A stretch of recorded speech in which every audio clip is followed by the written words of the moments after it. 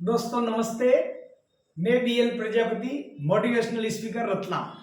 आज आपके बीच में विषय लेकर आया हूँ, हैप्पीनेस से मन चाही सफलता।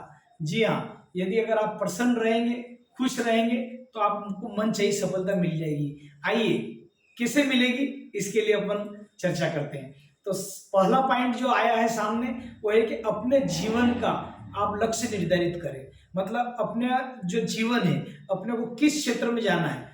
आपको हजारों करियर मिलेंगे, हजारों जगह के इधर उधर मिलेंगे, दोस्तों की तरफ से वो दोस्त उधर गया, आप उधर चले गए हो। मान लीजिए आपके दोस्त की रुचि किसी और विषय में है और आप उसको देख के चले गए और मालूम पड़ा कि आपको सफलता नहीं मिली, या उसने अपनी रुचि के अनुसार विषय लिया और फिर बाद में बदल लिया, आप उसको देख के अगर गए तो आप पिछड़ जाएंगे दोस्तों।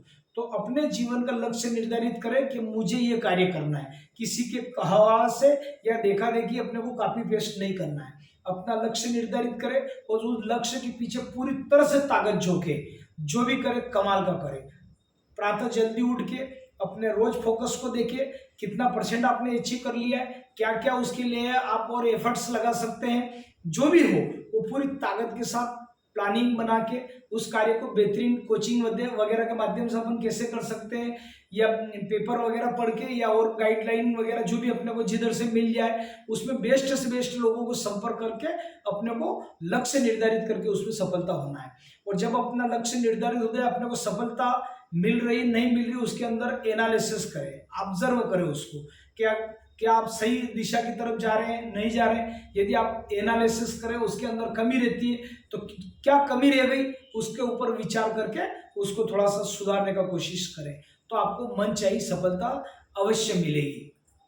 दूसरा ये है कि आप जो भी आप कार्य कर रहे हैं, एक उसके अंदर अपने को ये ध्यान रखिए कि शुरू में आप ज्यादा मेहनत करें, क्योंकि फाइनेंशियली मतलब जो है फ्रीडम मिलना चाहिए। आप मान लीजिए आपने शुरू से बचत किया या कुछ छोटे छोटे आप कार्य करते गए, पैसा जोड़ते गए, तो एक समय के बाद आपकी 40-45 साल की उम्र में बहुत अच्छा पैसा इकट्ठा हो जाएगा, उसका बहुत सारा अच्छा रिटर्न भी आ सकता है। तो आप फाइनेंशियली मतलब फ्री होने की कोशिश करें जल्दी से जल्दी, ताकि आप और अपने कार्य को बढ़ावा दे सके। जैसे आपने नाम सुना होगा एमबीए चाय वाले, तो उन्होंने अपने आप को देखो कैसे डेवलप किया। चाय तो हजारों लाखों दुकानें हैं देश विदेश के अंदर, लेकिन उन्होंने एक अपना एक अनंत मतलब जो है एक अलग अपना एक कार्य प्रणाली शुरू करी। और एमबीए चाय वाले के नाम से आप देखो वो कितनी प्रोग्राम कर रहे हैं और कहाँ कहाँ जा रहे हैं, और हजारों लाखों लोगों के लिए वो प्रेरणा स्रोत बन गए। तो हमारा कार्य अच्छा होना चाहिए, बेहतरीन होना चाहिए, बेहतरीन से बेहतरीन करने की कोशिश करें पूरा तन मन धन लगा के। दूसरा ये रहे कि हमारा जो इनकम होती है, कहते हैं कि धन से दान से धन की शुद्धि। तो इसलिए आपने जो भी इनकम करी, जिस विभाग में भी हो, चाहे बिजनेस करते हो, खेती करते हो, नौकरी करते हो, अपनी आय का बोलते हैं मित्रों के 10% अपने को डोनेशन करना चाहिए। इससे आपकी धन की शुद्धि होगी तो आपका सफलता और आपको आगे होगा। और ये प्रकृति का नियम है कि जितना भी हम कमाते हैं उसका सारा अधिकार नहीं रहता है। उसमें आप कहीं वृद्धाश्रम में प्रोग्राम करके थोड़ा बहुत वहाँ पर भोजन वोजन खिला सकते हैं, कर सकते हैं, वस्त्र वगैरह दे सकते हैं अपनी तरफ से, गरीबों में आप खाना खिला सकते हैं, या किसी मंदिर ट्रस्ट में आप थोड़ा पैसा लगा सकते हैं, गौशाला में गोग्रास के लिए आप पैसा निकाल सकते हैं। तो अपनी आय का 10% हिस्सा दान करना चाहिए, इससे धन की शुद्धि होती है। और पक्षियों के दाना निकाल सकते हैं अपन, आपके घर की छत के ऊपर आप पानी रख सकते हैं, एक सकोरे के अंदर, एक के अंदर आप मतलब जो है दाना पानी डाल देवे, कुछ भी ज्वार है, चावल है, जो उनको पक्षियों को प्रिय रहता है, वैसे चावल अच्छे से खाते हो तो थोड़ा आप मुट्ठी 2 मुट्ठी चावल सकोरे में रखिए। तो रोज तो ऐसे आपका दान करने की प्रवृत्ति भी हो जाएगी, और पक्षियों का अगर दाना पानी जाएंगे तो आपको रोजी रोटी की कोई समस्या भी नहीं रहेगी। तो अपने को आय का 10% हिस्सा दान निकालना है। तीसरा ये है कि अपने जीवन में कोई एक समर्थ गुरु अवश्य करना चाहिए। कहते हैं साथियों कि गुरु करो जान के और पानी पियो छान के। यानी गुरु, जैसे आज स्वामी विवेकानंद जी प्रसिद्ध हुए, तो आज उन्होंने 39-40 साल की एज में मतलब जो है शरीर छोड़ दिया था इतना जल्दी, लेकिन वो 39 साल के अंदर इतना काम करके गए कि मित्रों आज दिन तक किसी ने इतना काम नहीं किया। कारण वो अपने गुरु के अंदर पूरी तरह उनकी श्रद्धा थी, और अपने आप की उन्होंने कम्युनिकेशन स्किल भी खूब बढ़ा ली थी। तो गुरु के कारण क्या होता है कि कहते हैं कि जो मंद बुद्धि शिष्य होता है उसके भी ज्ञान के चक्षु खुल जाते हैं दोस्तों। तो अपने जीवन में कोई भी एक गुरु होना चाहिए, आप छानबीन करके अच्छा गुरु करें। कहते हैं गुरु गोविंद हो खड़े काके लागू पाए, तो कहावत साथियों हमारे वेद शास्त्र पुराण में कही है। भगवान श्री कृष्ण ने भी अपने जीवन में विद्या अध्ययन किया, संदीपनी जी आश्रम उज्जैन में पहले ही बता चुका, और राम जी ने किया, सभी ने गुरु किए, इसलिए गुरु अपने को करना चाहिए। मीरा ने किया, संत रविदास जी को गुरु बनाया था। तो आज देखो मीरा का इतिहास, जो मीरा को सताने वाले उनका तो कहीं पता नहीं आज की तारीख में, लेकिन आज मीरा पूजी जा रही है कृष्ण का कृष्ण कृष्ण करते हुए, लेकिन उन्होंने अपना गुरु किया और गुरु के माध्यम से ईश्वर प्राप्ति कर ली। इसलिए अपने जीवन में गुरु आवश्यक है। अगर आपने नहीं लिया हो तो दीक्षा ले ले। जिस प्रकार आपको यहाँ पर जो वकील रहते हैं, वकील साहब, वो अपने को किसी मुसीबत से, फाइल से या कोर्ट कचहरी से बचा सकते हैं, लेकिन गुरु आपका यह लोक और आपका परलोक दोनों सुधारता है। इसलिए दोस्तों गुरु होना चाहिए। दूसरा इसमें एक और पॉइंट ये है कि अपने जहां तक जो है शक्ति को दृढ़ करें, अपनी दृढ़ शक्ति को मतलब जो है एक वजन रखे। आप जो भी कमिटमेंट करें उसका वादा निभाएं और अपनी शक्ति को पूरी एकाग्रता से लगाएं। तो अगर आपको शक्ति और अपनी एकाग्रता के ऊपर भरोसा है तो अच्छे से अच्छा कार्य आप कर लोगे, क्योंकि अपनी शक्ति का अपने ऊपर भरोसा होना चाहिए। तो अपने को जहां तहां कहीं भी थोड़ी मुसीबत आ जाए तो एकदम अपना गोल नहीं बदल देना है, टारगेट नहीं बदल देना है।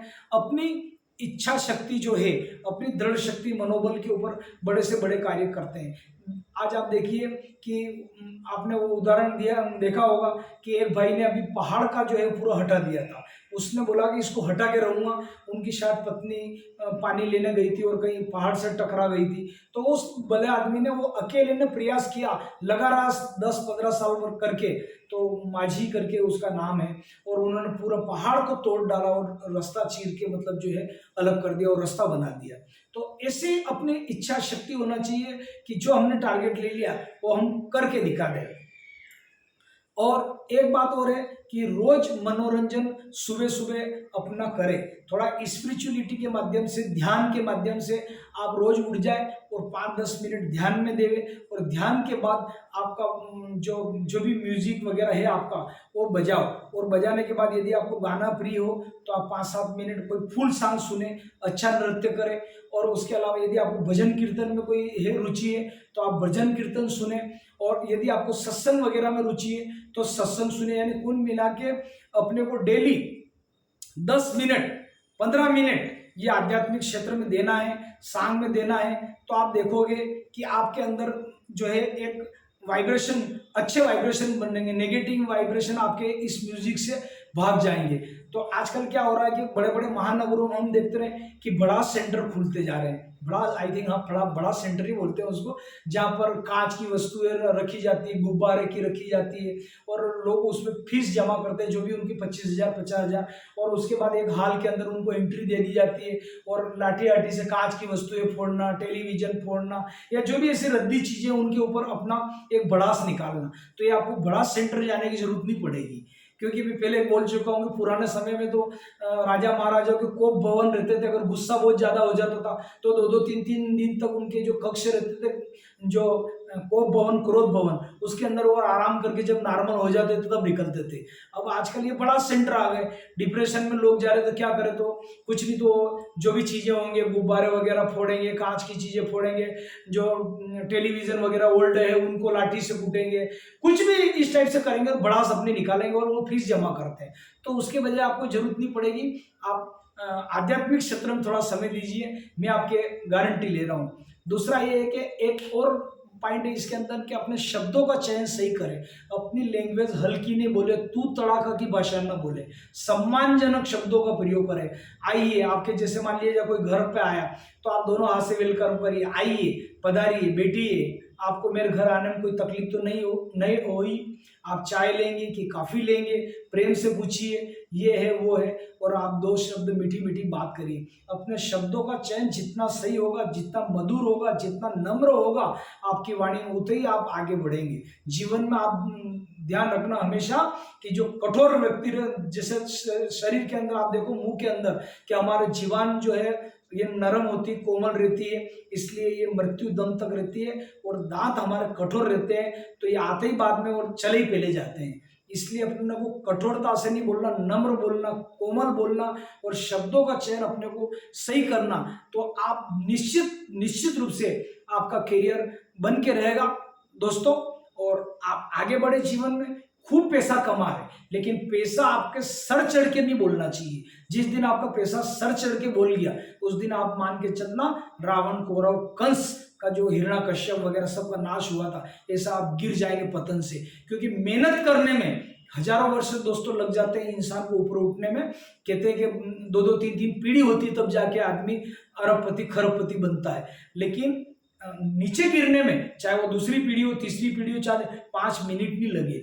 अगर आपकी पूरी शर्ट क्लीन है तो लोग बोलेंगे क्या क्लीन है, और एक दाग उसमें काला लग गया है तो सब लोगों को वो दाग दिखेगा, पूरी शर्ट आपकी क्लीन नहीं दिखेगी।